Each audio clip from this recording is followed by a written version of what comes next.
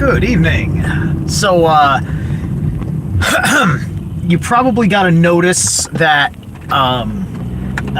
for a stream that isn't there. So, I kind of just went on kind of like a morning ramble, but it was really kind of distracted because I was really in the mood to do my thing, but also it was my first time going to the job location, so it was a bit of a mess of me going back and forth anyway, and I didn't really quite get to... I kind of was repeating some of my nonsense because I was trying to prime myself into another point that wasn't really there. So that one's a wash. But now I have a completely different point that I want to fucking talk about. I am quite amused at how things work sometimes. I do not look at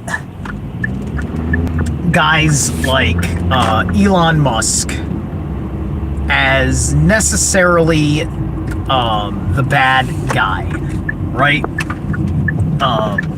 But I do think that he is a product of a globalist agenda,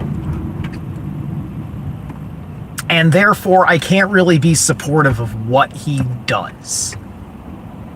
And so I really don't like Tesla. I really don't like anything of business, really, that Elon Musk is doing, except for mostly how he runs X. Mostly how he runs X is fine by me.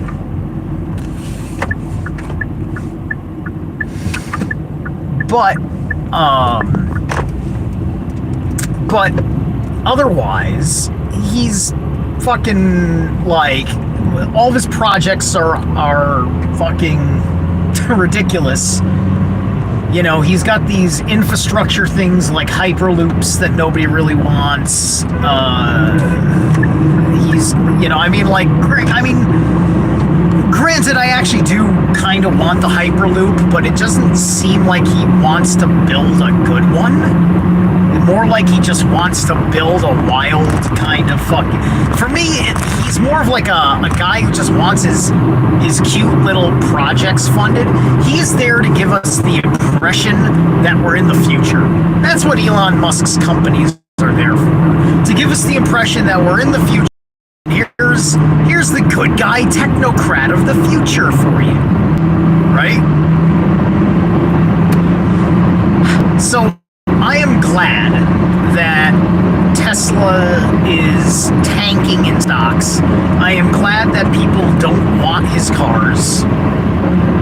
The problem is that they're all hypocrites because they're not doing it because they think or know of what Tesla and Elon Musk is, right?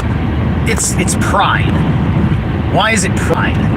These motherfuckers on the left, because listen, people on the right, with the exception of like wealthy fucking people on the right, really wealthy people, they're not interested in electric cars, let alone smart cars. And all electric cars are like shoe-ins for smart cars because of just the way the electronic systems in them are integrated and work. Right?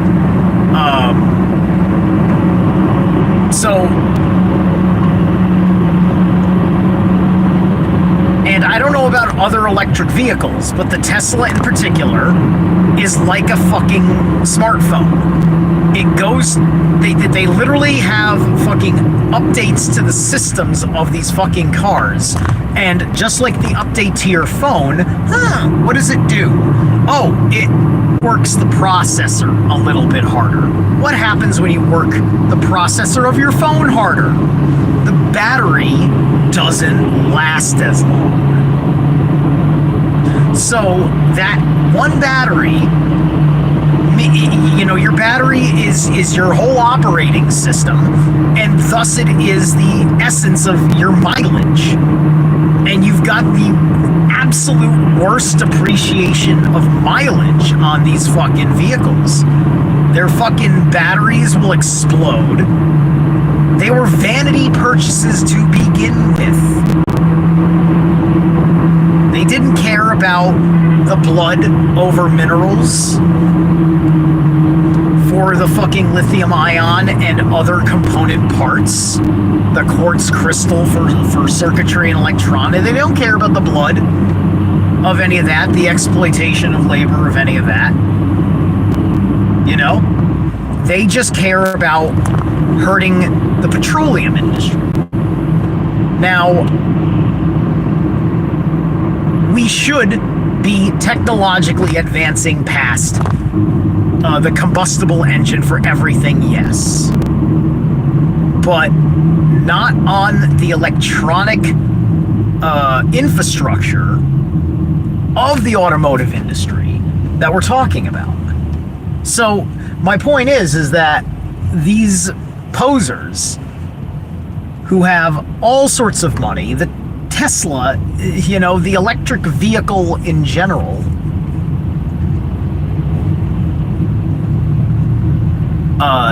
has been covertly a terrible car for these people.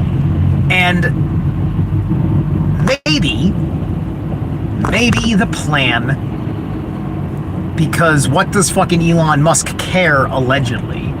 Maybe the plan was to ruin the electric vehicle market just because A, nobody really wanted it, but B, the incentives were too good. How do you get people against it? Well, you couldn't get people to admit that it wasn't going to be good for them. So you trick them by appealing to their pride. Right? You make the person who runs the company into a bad guy. And on top of that, a bad guy that can't be shaken loose from the company. Now, you have your fucking excuse to get rid of your vehicle, and to do it in a fucking brazen public stunt, which ruins the image of the company, which tanks the stocks, and then that's where people listen, is where the shareholders fucking lose. That's where people fucking listen in this system.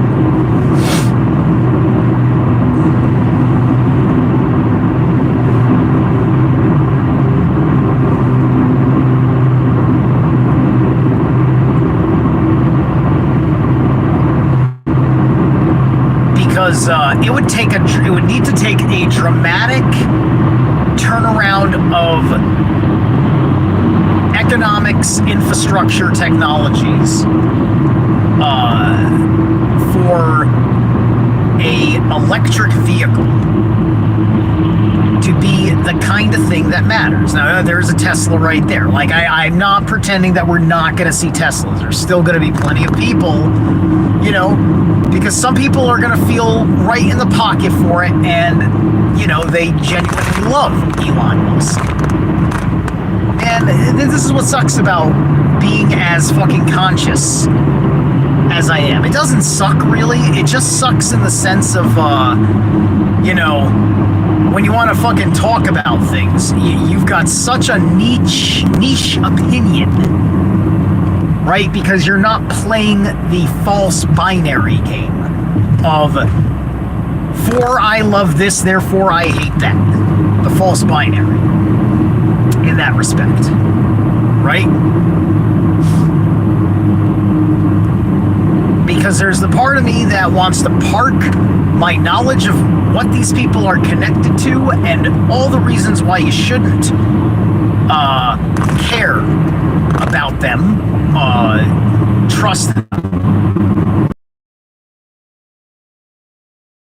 in power in the world. And then there's, what we're actually on the regular. out of these guys. You know, because in general, like, you know, like I said, like, I like what Musk has done with X, basically, for now.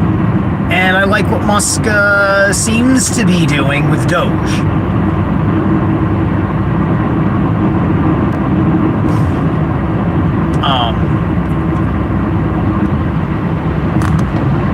And it's just a question of, are the people that suspect a plot, a nefarious plot from this administration, right? And what the fuck are we supposed to do considering our long-standing effing history? At least the long-standing history of stuff that led us into the Civil War and then politics.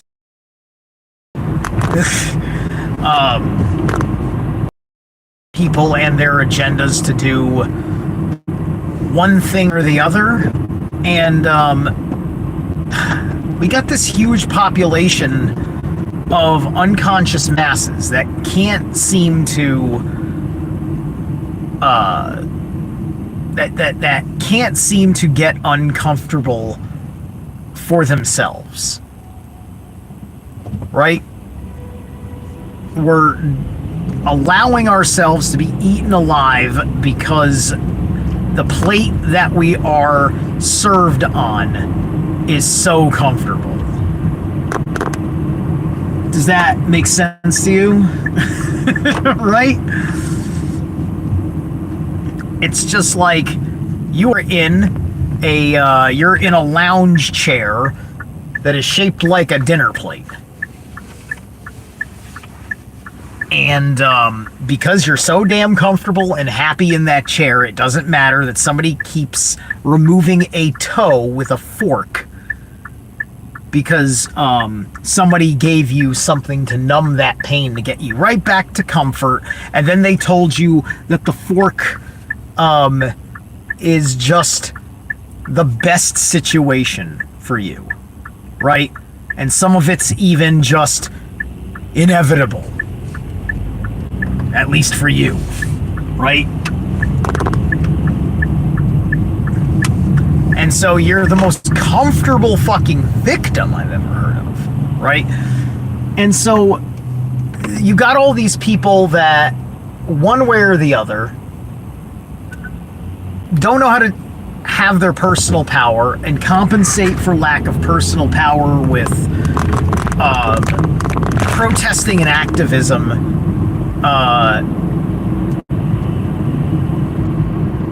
on very ineffective levels, on very baseline levels, because it's kind of like secondary to them, right? Because they'd rather have someone else be a full-time activist protester. And that is kind of what the young Democrat Party has become. And some older Democrats that know how to play that game perhaps are the grandparents of this game. And this is all part of learned dependency.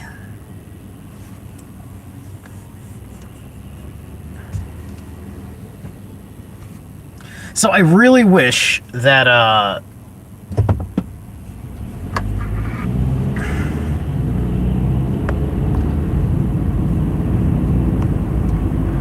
that people just basically fucking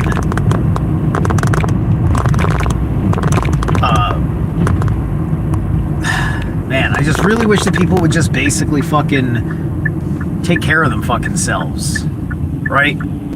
Like many of you out there,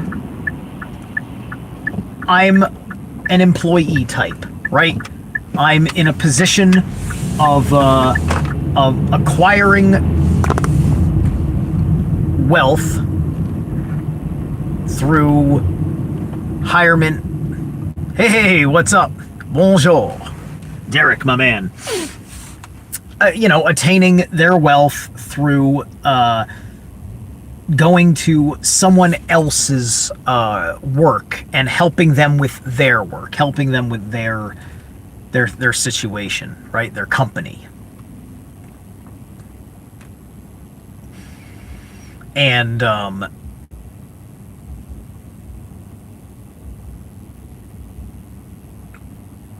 we think we understand what is and isn't slavery from certain perspectives, right? Because when you're trying to speak of slavery and no one's got you in shackles and no one's whipping you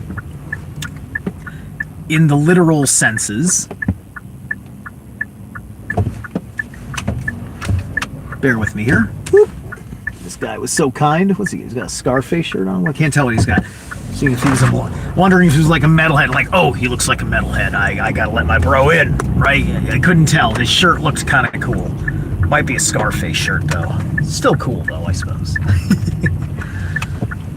All right, come on. Downtown Stamford. This is downtown Stamford. This fucking place. I gotta get out of this fucking place. Must be some kind of way out of here. Where's the thief? But anyway, that was a reference, if you know the reference. Alright, so I've been talking about this a lot, which is like the difference between being a slave and being a thrall in the Old Norse, as we say, which is to say the, quote, lower class. Alright. Ah, yes, here we are. You know what? I can park on the street today. Yeah, that'll do it.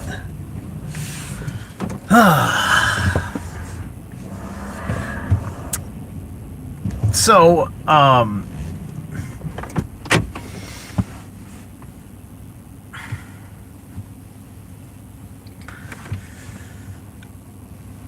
and I'm trying real hard to figure out how all that works, because I really sincerely believe that the order of things is in there for a reason, right? Because the primary thing we get out of one of the big things that we get that's in there in the Eddas, right, is that it's Heimdall. There's a god, and this god, he is the god who is the one who has the say in who are the rulers, who are the free men, and who are this dependent class, right? We call them slaves in modern parlance, right? Some sort of indentured servant, so on and so forth.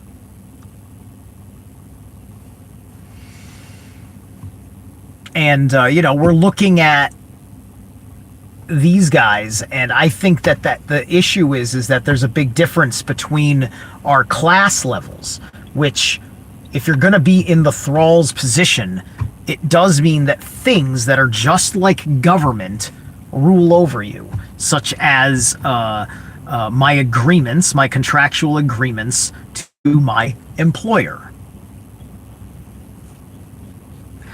And we can weigh that down on ourselves out of pride because, you're in the position of being employed instead of being in the position of being a free man. And what I think flips things on the script is that if you've made certain poor choices, you can be a king and a slave. You can be a slave king. You can be a you can. It's kind of. It sounds double speaky, but it's like a Carl or the free man who is a slave, right? Because the free man is in other words the one who works for oneself, right? But working for oneself is still about working for others. And if you are bad at that, and you need to keep it, You may keep that position and everything about it, but on the shadow side, you're actually completely indentured in many, many significant ways.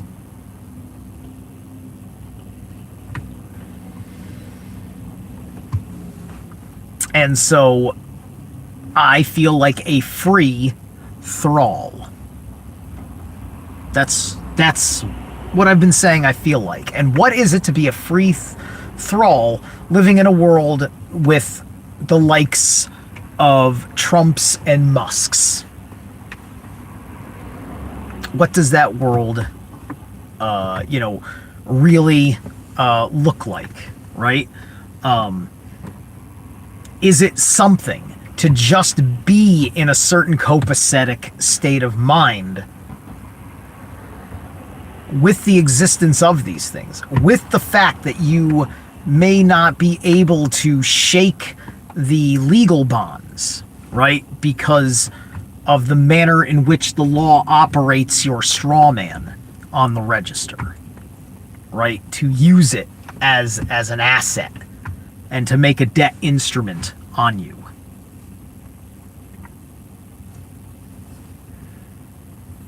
I am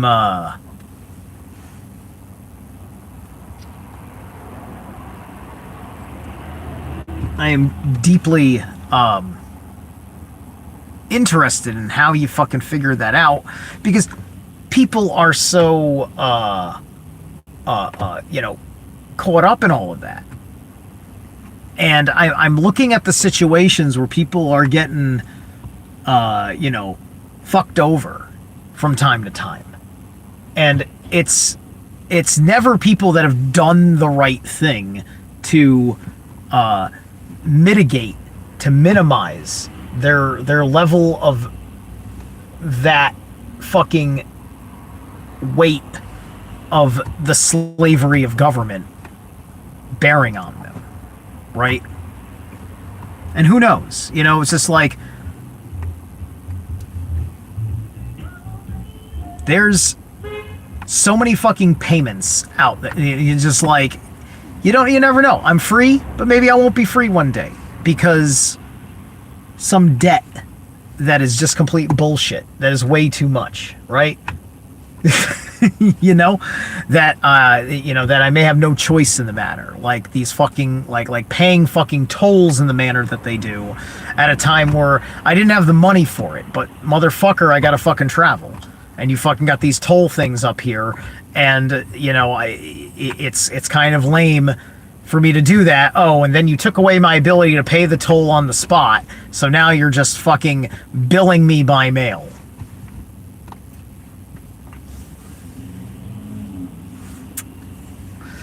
And then you don't like taking my money because you want all of my money, but I had a prior problem that is that you want me to pay in a lump sum.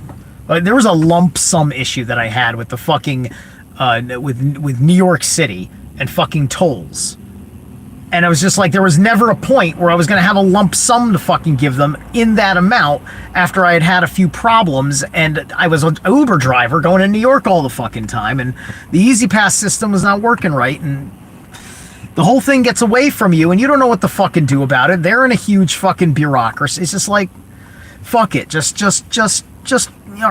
fine. Send your fucking murderous cops to point guns at my head to shake me down for money that you unreasonably set the billing operations for.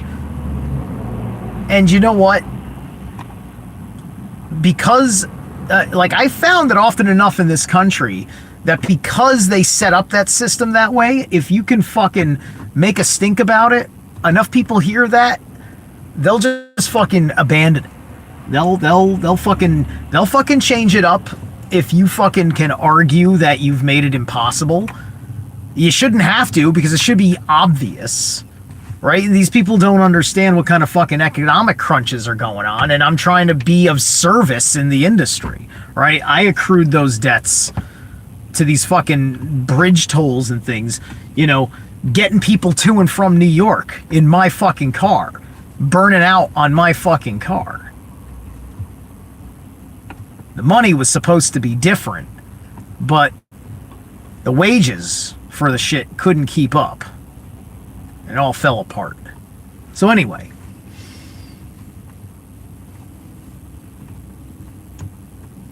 So these people that are making this big stink about destroying Tesla and to hurt Elon Musk.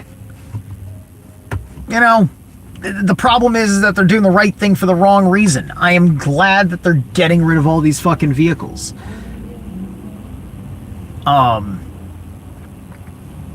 And, you know, I hope that they don't come back. If the world changes, that's different. But right now the world's going one way. And I definitely understand the value of how a combustion engine performs at this current era. My gratitude to the combustion engine, right? People don't have enough fucking gratitude for things, and I think that the universe picks that up in the field, right? And then it will come due what you don't have gratitude for, right? Many things that is the product of the of how the government has manifested, especially with how it is carried under the Trump administration, is about destroying the things you had no gratitude for. I find, you know, this is also why I find the memes about JD Vance and did you say thank you even once. I think that that's fucking telling, right? It's fucking telling, right? And it's a script flip. We were living for many years, even before Obama, under global obligations. America took it under itself to set certain standards for the world, and to set that standard, you had to lead in it and be the first to do it and the one that did it the most. And so when money need to be given, when support need to be given to any other entity in the world, we would urge the international community to do it, and we would do it ourselves in the process, especially if there's a big coalition for it, right? And meanwhile, our economic situation was getting worse. Our strategic situation is getting worse. Where do you go? What do you do? Right? We weren't having the conversation. We were under the delusion that we had a strong union, that we had a strong economy, that we had strong this, that, and the other thing, while we're falling apart, and people that are drowning in all sorts of problems caused by government policies and bad actors in other avenues of government. We're destroying us, and so we had to have that conversation. And so before we did things like tariff everybody, we were talking about how things were. You know, it wasn't like a surprise that we felt like we were being underhanded in international business. So now we're looking at this thing, and it's just like the world has felt entitled to pick America apart by this point because of how fucking generous we were, right? So we had to have a whole huge conversation about this because of how our allowment of various communist policies, various socialist policies, various fascist policies by the corporate state merger aspects, which Elon Musk's businesses are all socialist fascist in that respect. They're not fascist in an anti-Semitic manner, and they're not fascist in a threatening and coercive manner. This is the political fascism, not the tactical fascism. I don't like talking about fascism very much at all in its socio-political definition that has come since World War II. But here it needs to be addressed, because you saw plenty of communists, especially in 2020, with the fist, the black fist of pain, or whatever we want to attest to, the whole Black Lives Matter aspect of it, which the reason why that no longer exists anymore is now people are realizing that we really aren't treating black people that badly anymore. We really aren't. I'm here in Stamford, Connecticut right now, and I promise you, there's a lot of black people living excellent lives here. Excellent, objectively excellent quality of life. Okay? And that is a truth in many places. And many of the ones that are struggling, that are maybe going into bad elements or whatever, people got a lot of complicated problems and don't have the wherewithal to take care of themselves, and have been told that there's no way for them to do anything that's going to matter for themselves. Don't do this, it's not going to help you. But I'm telling you, yes, do that, it's going to help you. But then somebody's going to say, no, I got a medical condition, which is why I can't do that. And then it becomes too large of a conversation to talk about where that medical issue is ultimately sourced. And so you can't help them because they don't want to have the conversation, and they don't have the conversation with you. Right? And I don't know if it's a matter of building enough trust or not. All right, I've been lingering here for fucking ever. I am gonna go take care of some business, and I'll catch you guys later.